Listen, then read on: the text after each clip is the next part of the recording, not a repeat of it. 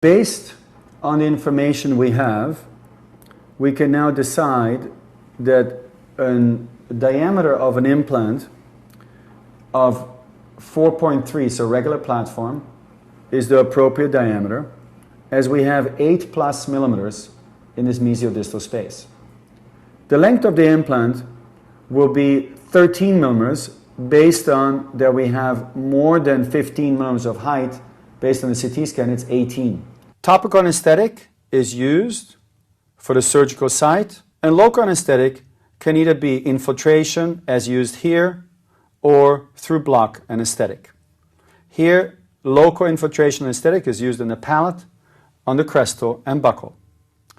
The first incision is applied using a number 15 blade going through the crest, then going through the buccal sulcular, through the palatal sulcular, the other adjacent tooth going through the buccal sulcular, and the palatal sulcular.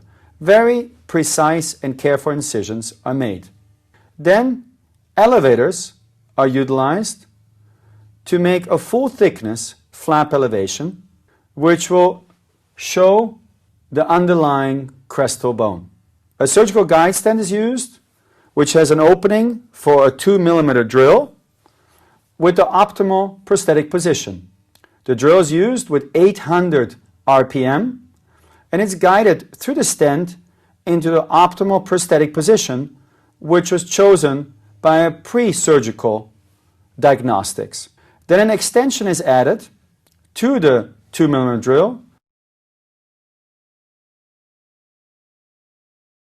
and is guided into position to the optimal length of 13 millimeter, which is the final depth for the implant which was chosen. The next drill is a narrow platform taper drill, 3.5 by 13, which is guided into position to final depth, where you can see here the final depth of this here to be 13 millimeters for the next implant placement. The regular platform taper drill used here is a 13 millimeter, which is guided into final position, again at the crest of bone. An instrument to confirm that the bone osteotomy and the bony walls are intact and no perforations or anatomical limitations are there is used. Then the implant is picked up with a long shaft implant driver. The implant is pulled out of its titanium sleeve and then positioned in the osteotomy. The first torque used is 20 Newton by centimeter, which will now bring the implant into the position using the 20 Newton centimeter.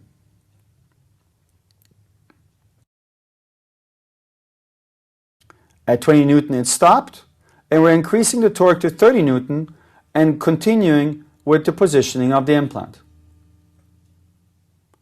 The final position of the implant can be performed with a manual torque wrench, where in this particular site, this implant achieved 45 Newton, which is an excellent stability, and puts this patient into different options of loading. The implant positioned at or slightly above the crest of bone. And here showing the internal lobe of this 4.3 by 13 facing towards the buccal, surrounded by excellent bone.